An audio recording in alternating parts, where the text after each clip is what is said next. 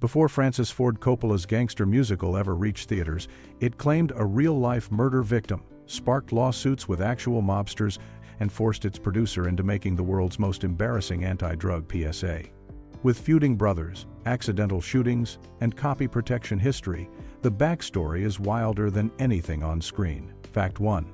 A financier was murdered over the film. The Cotton Club's troubled production took a dark turn into real-life tragedy when one of its key financiers, Roy Radin, was murdered in what became known as the Cotton Club murder case. Radin was a theatrical producer and promoter who had invested $5 million into the film, hoping to break into Hollywood in a big way. In May of 1983, while the film was still in pre-production, Radin attended what he thought was a business dinner in Los Angeles with producer Robert Evans and entertainment executive Karen Greenberger. After the meeting, Radin got into a limousine with Greenberger and several associates, but he never made it home that night. His body was discovered over a month later by a beekeeper in Caswell Canyon, about 65 miles north of Los Angeles. Radin had been shot 13 times in the head, and the scene was even more bizarre because of what investigators found next to his body. Placed carefully beside him was a King James Bible, open to a specific passage that read, "Let us eat and drink, for tomorrow we die." The murder investigation eventually led to multiple arrests, including Greenberger, who was convicted of second-degree murder and kidnapping. The case dominated headlines and cast a shadow over the entire Cotton Club production, with some speculating that the murder was connected to disputes over financing and profit-sharing arrangements for the film. While the movie itself became known for its troubled production and financial problems, the Radin murder remains one of Hollywood's most notorious unsolved mysteries in terms of exact motives and all the parties involved. Fact 2. The producer's cocaine arrest delayed production. Producer Robert Evans faced his own personal crisis during the Cotton Club's production when he was arrested on cocaine trafficking charges in 1983. Evans, who had been one of Hollywood's most successful producers with films like The Godfather and Chinatown under his belt, was caught up in a federal drug investigation that threatened to derail the entire Cotton Club project. The arrest came at the worst possible time, just as the film was struggling with financing issues and the ongoing investigation into Roy Radin's murder. As part of his plea deal with prosecutors, Evans agreed to participate in one of the most embarrassing publicity stunts ever required of a major Hollywood figure. He was ordered to produce and appear in an anti-drug public service announcement called "Get High on Yourself," which featured an unlikely collection of celebrities including comedian Bob Hope and boxing legend Muhammad Ali. The PSA was painfully awkward, showing Evans alongside these stars delivering earnest messages about staying away from drugs, which many found ironic and cringe-inducing given the circumstances of his arrest. The entire situation created massive delays for the Cotton Club, as insurance companies became nervous about Evans's involvement and investors questioned whether the film would ever be completed. Evans later wrote in his autobiography that this period was the lowest point of his career, combining legal troubles, financial pressure, and public humiliation all at once. Despite the setback, Evans managed to avoid serious prison time and eventually saw the film through to completion, though his reputation in Hollywood never fully recovered from the scandal. Fact 3. A Saudi arms dealer tried to entrap Evans. The Cotton Club's financing became even more complicated when Saudi billionaire Adnan Khashoggi entered the picture, bringing $12 million in much-needed funding, but allegedly with strings attached. Khashoggi was known internationally as an arms dealer and businessman with connections to governments and wealthy individuals around the world, and he saw investing in Hollywood films as a way to expand his influence and business interests. According to various accounts from people involved with the production, Khashoggi's involvement came with unexpected complications that went far beyond normal investor concerns. Evans later claimed that during a meeting aboard one of Khashoggi's private planes, one of the billionaire's female employees made sexual advances toward him while other associates secretly recorded the encounter. The alleged setup appeared designed to create compromising material that could be used as leverage against Evans, either to gain more control over the film's production or to protect Khashoggi's financial investment by having blackmail material ready if needed. Evans reportedly became aware of the recording equipment and confronted Khashoggi's people about the entrapment attempt, though the details of what happened next remain murky since both sides had reasons to keep the incident quiet. The entire situation added another layer of intrigue and danger to a production that was already spiraling out of control, with mob connections, murder investigations, and financial chaos. Khashoggi's money did help keep the film moving forward during a critical period, but the price of that investment may have been higher than anyone anticipated, with Evans finding himself caught between needing the funding and dealing with what he perceived as attempts at manipulation and control. Fact 4. Real mobsters were hired as producers. The line between the Cotton Club's on-screen gangster story and real-life organized crime became uncomfortably blurred when actual mobsters got involved in the production. Some of the film's investors, concerned about their money and frustrated with the chaotic production, decided to bring in someone who could intimidate Robert Evans and force him to give up his share of the profits. They chose Joseph Cusimano, a known figure with connections to organized crime families, to handle what they viewed as an internal business problem. Cusimano was supposed to pressure Evans into walking away from his producer role and surrendering his financial stake in the film, essentially strong-arming him out of his own project. However, what happened next was completely unexpected and shows just how strange the Cotton Club's production really became. Instead of successfully intimidating Evans or creating a situation where the producer felt forced to leave, Cusimano somehow ended up joining the production team himself as the film's line producer, a role that involves managing the day-to-day logistics and financial operations of a movie shoot. No one has ever fully explained how this transformation happened or what agreements were reached behind closed doors. But suddenly, the man who was brought in to threaten the producer was instead working alongside him to get the movie finished. Having someone with mob connections serving as line producer added yet another surreal element to a production already plagued by murder investigations, drug arrests, and financing scandals. Cast and crew members later recalled the strange atmosphere on set, knowing that organized crime figures were involved in the business side of a major Hollywood film directed by Francis Ford Coppola. Fact 5. Coppola walked off and flew to London. Francis Ford Coppola's relationship with the Cotton Club's producers reached a breaking point during filming when a payment dispute caused the legendary director to literally walk away from the production. Coppola had agreed to take over directing duties after the original director, Robert Evans, proved unable to handle the job, and the film was already in serious trouble. The deal reportedly included a salary of $4 million. But as production dragged on and costs spiraled out of control, the money that was supposed to go to Coppola kept being delayed or diverted to cover other urgent expenses. After weeks of not receiving his full payment while still showing up every day to direct one of the most chaotic film sets in Hollywood history, Coppola finally had enough. According to multiple accounts from people on set, the director simply stopped filming one day, announced he was done, and headed straight to the airport where he caught a flight to London. He told the producers that he would not return to the United States or continue working on the Cotton Club until every dollar of his $4 million salary was paid in full, with no more promises or delays.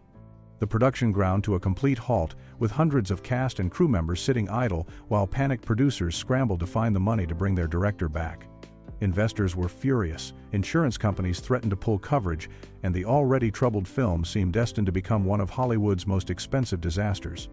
Eventually, after several days of frantic negotiations and financial maneuvering, the producers managed to secure Coppola's payment and convince him to return, but the incident became legendary as an example of just how dysfunctional the Cotton Club's production had become. Fact 6. Bob Hoskins hung up on Coppola. British actor Bob Hoskins almost missed out on his role in the Cotton Club because he refused to believe that Francis Ford Coppola was actually calling him on the phone. Hoskins was working in London when his phone rang, and the voice on the other end introduced itself as Francis Ford Coppola, director of The Godfather and Apocalypse Now, calling to offer him a role in an upcoming gangster film set in Harlem during the 1920s. Hoskins, who had a reputation for being down-to-earth and skeptical of Hollywood nonsense, immediately assumed this was one of his friends playing a prank on him. He responded with his characteristic bluntness, telling the caller, "Yeah, and this is Henry the fucking Eighth," before hanging up the phone and going back to whatever he was doing. Coppola, sitting in his office in Los Angeles, found himself listening to a dial tone and wondering what had just happened. Fortunately for both Hoskins and the film, Coppola understood what had occurred and didn't take offense at being hung up on by the actor he wanted to hire. He called back, this time making sure to provide enough verification and details to convince Hoskins that the offer was genuine and not an elaborate joke. Once Hoskins realized he had actually hung up on one of the most famous directors in the world, he was reportedly mortified. But Coppola found the whole situation amusing and appreciated the actor's genuine, unpretentious personality. Hoskins went on to play Oni Madden, the real-life gangster who owned the Cotton Club, delivering one of the film's most memorable performances as the cheerful but dangerous Irish mobster. Fact 7. The Hines brothers' real feud was written into the script. One of the Cotton Club's most authentic emotional storylines came from a real-life estrangement between the film's two lead performers, brothers Gregory Hines and Maurice Hines. The Hines brothers had been a famous tap-dancing duo since childhood, performing together in nightclubs and on television throughout the 1960s and 70s before their professional partnership fell apart. By the time the Cotton Club began production in 1983, the brothers had not spoken to each other in years following a bitter dispute about their career direction and personal issues that drove them apart. Francis Ford Coppola learned about their real-life feud during the casting process and immediately recognized an opportunity to bring genuine emotion to the film's storyline about the Williams brothers, a tap-dancing act whose relationship becomes strained by jealousy and different ambitions. Instead of asking the Hines brothers to fake their reconciliation or pretend everything was fine, Coppola decided to lean into their actual estrangement and use it to fuel their performances. He incorporated the real dynamics of their broken relationship directly into the script, with the Williams brothers' storyline mirroring many of the actual issues between Gregory and Maurice. Even more remarkably, Coppola encouraged the brothers to improvise many of their dramatic scenes together, allowing their genuine feelings about each other to come through in the dialogue and interactions. The result was some of the film's most powerful and authentic moments, with the tension and unresolved emotions between the characters feeling completely real because they essentially were real. Working together on the film also gave Gregory and Maurice a chance to begin healing their relationship, and they later credited the Cotton Club with helping them reconnect as brothers after years of painful silence. Fact 8. The script was rewritten up to 40 times. The Cotton Club holds an unofficial record for one of the most rewritten scripts in Hollywood history, with somewhere between 30 and 40 different versions produced during its chaotic development and production. The screenplay went through so many writers and revisions that by the time cameras started rolling, there was still no finished, agreed-upon script that everyone was working from. The situation became so desperate at one point that 5 different complete scripts were written during a single 48-hour period, with multiple writers working around the clock in a frantic attempt to solve the story problems that had plagued the project from the beginning. Writers would finish a draft, producers would reject it or demand changes, and another writer would be brought in to start fresh or incorporate elements from previous versions. Mario Puzo, author of The Godfather, wrote one version. William Kennedy, who won the Pulitzer Prize for his novel Ironweed, wrote another. Francis Ford Coppola himself ended up doing extensive rewrites once he took over as director, often making changes the night before or even the morning of shooting specific scenes. This constant rewriting created enormous confusion on set, with actors sometimes showing up not knowing what scenes they would be filming or learning completely new dialogue moments before the cameras rolled. Richard Gere later described the experience as surreal and frustrating, never quite knowing who his character was supposed to be or where the story was heading. The budget overruns and production delays that plagued the Cotton Club can be traced in large part to this script chaos, with the film essentially being written, rewritten, and written again while hundreds of people waited around getting paid. Fact 9. Richard Gere actually played his own cornet. Unlike most Hollywood productions where actors fake playing musical instruments while actual musicians provide the soundtrack, Richard Gere legitimately learned to play the cornet for his role in the Cotton Club and performed all his own musical solos. Gere played Dixie Dwyer, a fictional cornet player and singer who becomes entangled with gangsters while performing at the famous Harlem nightclub, and the role required extensive musical scenes that would have been easy to fake with camera tricks and dubbed audio. Instead, Gere committed to learning the instrument from scratch, spending months before and during production, taking lessons and practicing for hours every day to develop the skills needed to convincingly play jazz-era music on camera. His dedication was so thorough and his performances were good enough that he received an actual on-screen credit listing him as musician, cornet solos, a rare acknowledgement in a major film that an actor had genuinely performed rather than pretended. The decision to have Gere play for real added authenticity to the musical sequences and allowed Francis Ford Coppola to shoot the performance scenes with much more freedom and intimacy than would have been possible with playback and dubbing. Gere could play live on set, responding to other performers and giving more natural, spontaneous performances rather than trying to match up his movements to pre-recorded tracks. The actor later said that learning the cornet was one of the most challenging but rewarding aspects of making the film, giving him a new appreciation for jazz musicians and the incredible skill required to play complex improvisational music while making it look effortless on stage. Fact 10. It was the first film with VHS copy protection. The Cotton Club earned an unexpected place in home video history by becoming the first theatrical film ever released on VHS, with copy protection technology designed to prevent people from making duplicate tapes. When the movie hit video stores in June of 1985, the tapes included a system called Macrovision, which was brand new technology that Hollywood studios hoped would combat the growing problem of video piracy. Macrovision worked by adding pulses to the video signal that didn't affect normal playback on a television, but would cause copies made on VCR recorders to come out unwatchable, with brightness fluctuations and distorted images that made the bootleg tapes essentially useless. The Cotton Club was chosen as the test case for this technology, partly because of its expensive production budget and the studio's desire to protect their investment from illegal copying, and partly because the film was being released at a time when VCRs were becoming common in American homes and video rental stores were exploding in popularity. The decision to use copy protection on the Cotton Club tapes sparked immediate controversy, with consumer groups arguing that people should have the right to make backup copies of videos they purchased or rented, while studios insisted they needed to protect their copyrighted material from theft. The technology wasn't perfect, and determined pirates quickly found ways around it, but the Cotton Club's release marked the beginning of an arms race between content owners trying to prevent copying and consumers finding ways to circumvent those protections. Today, with streaming services and digital downloads, the whole debate about VHS copy protection seems quaint, but the Cotton Club's status as the first protected release makes it a footnote in the history of home entertainment. Fact 11. Sofia Coppola was shot in the film.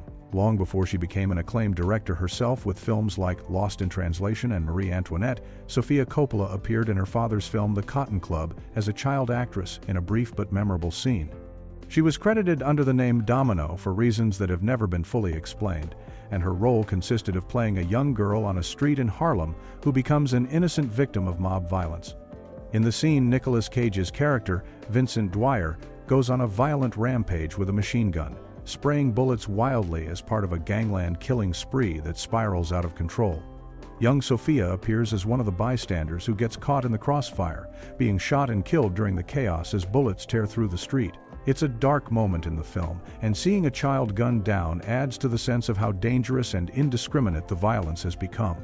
This was far from Sofia's first appearance in one of her father's films, as Francis Ford Coppola had a history of casting his children in small roles throughout his career, most famously having Sofia play Michael Corleone's daughter in The Godfather Part 3 years later.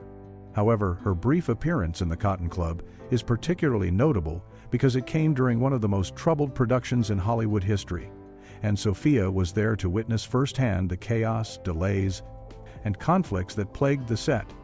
She was only about 12 years old during filming, and the experience of being around such a dysfunctional production may have influenced her later approach to directing. Fact 12. Jennifer Grey appeared 1 year before Dirty Dancing. Jennifer Grey had a small role in The Cotton Club that most people forget about, appearing more than 3 years before she became famous for Dirty Dancing and her iconic line, "Nobody puts baby in a corner." In The Cotton Club, Grey played the sister of Richard Gere's character, Dixie Dwyer, appearing in a few brief scenes that established the family relationships and provided some context for Dixie's background. Her most memorable moment in the film comes during a scene where she's holding a Siamese kitten while talking with her on-screen brother, a small detail that didn't have much significance to the plot but showed the domestic side of Gere's character before he got mixed up with gangsters and the nightclub world. At the time of filming, Grey was still trying to establish herself as an actress and had appeared in commercials and a few small film roles, but The Cotton Club represented her first significant part in a major Hollywood production. She was cast partly because of her natural ability to play the supportive but concerned family member, bringing warmth and authenticity to scenes that could have felt like mere exposition. Of course, when Dirty Dancing became a massive hit in 1987, turning Grey into a household name and cultural icon, her tiny role in The Cotton Club suddenly became much more interesting to movie fans who wanted to see her earlier work. Today, the film serves as a time capsule showing Grey before stardom, when she was just another young actress hoping for her big break. holding a kitten, and supporting a troubled production that none of the people involved expected would become known more for its behind-the-scenes chaos than for anything that appeared on screen. Fact 13. The budget nearly tripled during production. The Cotton Club's financial situation spiraled so far out of control during production that it became a cautionary tale throughout Hollywood about runaway budgets and poor planning. The film originally received approval from investors and the studio, with a budget set at $20 million, which was already considered expensive for 1984, but seemed manageable given the scope of the period piece and Francis Ford Coppola's involvement as director. However, within just a few weeks of principal photography beginning, costs had exploded to nearly $60 million, with some estimates putting the final budget even higher by the time all the post-production work and reshoots were factored in. This meant the budget had nearly tripled in a matter of weeks, an almost unprecedented disaster in terms of financial management and planning. The reasons for the massive overruns were numerous and complex, including the constant script rewrites that required scenes to be shot multiple times, elaborate period costumes and sets that proved more expensive than anticipated, Coppola's perfectionist approach to filming the musical numbers with multiple takes and angles, and the general chaos surrounding the production with its mob connections, murder investigations, and personnel conflicts. Investors began panicking as they watched their money disappear with no clear end in sight, and there were even reports of nervous trading on Wall Street regarding Orion Pictures stock as financial analysts worried about whether the company could survive such a massive cost overrun on a single film. The budget crisis forced producers to scramble for additional financing from increasingly questionable sources, which is how people like Adnan Khashoggi and mob-connected figures ended up involved in the project in the first place. Fact 14. Coppola spent $500,000 of his own money on a director's cut. More than 30 years after the Cotton Club's troubled theatrical release, Francis Ford Coppola made a surprising discovery that led him to spend $500,000 of his own money to restore his original vision for the film. In 2015, Coppola found an old Betamax tape in his archives that contained footage from his preferred cut of the movie, a version that was significantly different from what audiences saw in theaters back in 1984. The theatrical release had been heavily edited by the studio without Coppola's approval, with whole storylines shortened or removed, and the pacing changed to make the film shorter and supposedly more commercial. Coppola had long been frustrated that audiences never got to see his intended version of the Cotton Club, believing that many of the criticisms the film received were directed at the studio's cut rather than his own work. When he discovered the Betamax tape with his original cut still intact, he decided to personally finance a complete restoration project that would bring his vision to modern audiences. Over the next 2 years, Coppola and a team of editors and restoration specialists worked to reconstruct his preferred version using the Betamax tape as a guide, tracking down original film elements and creating new edits that matched his creative intentions. The project cost approximately $500,000, all paid from Coppola's own pocket, showing his dedication to getting the film right even decades after its original release. The result was The Cotton Club Encore, which premiered in 2019 and received much more positive reviews than the original theatrical cut, with critics praising the improved pacing, character development, and overall coherence of the story. Fact 15. A 3-hour rehearsal film was shot and lost. According to Gregory Hines, one of the Cotton Club's most fascinating pieces of lost media is a complete 3-hour version of the entire film that was shot during rehearsals before official production even began. Hines explained in later interviews that Francis Ford Coppola had the cast run through the entire movie from beginning to end as a rehearsal exercise, with cameras rolling to capture everything so the director could see how scenes played out and where problems might arise. This wasn't just actors reading lines or doing table reads, but a full performance of the complete script with blocking, movement, and emotional commitment, essentially creating a rough first draft of the entire movie on film. The rehearsal footage reportedly ran about 3 hours long and included scenes that were later cut from the shooting script, along with improvised moments and different interpretations of characters that evolved as production moved forward. Coppola's intention was to use this rehearsal film as a reference tool, allowing him to review performances and make decisions about what worked and what needed to be changed before the expensive and time-consuming process of actual filming began. However, despite being such a potentially valuable resource for understanding the film's development and Coppola's creative process, this 3-hour rehearsal version has never been released to the public or made available in any form. No one involved with the production has been able to explain what happened to the footage, or whether it even still exists in a vault somewhere, making it one of those tantalizing Hollywood mysteries about lost or hidden material that fans wish they could see.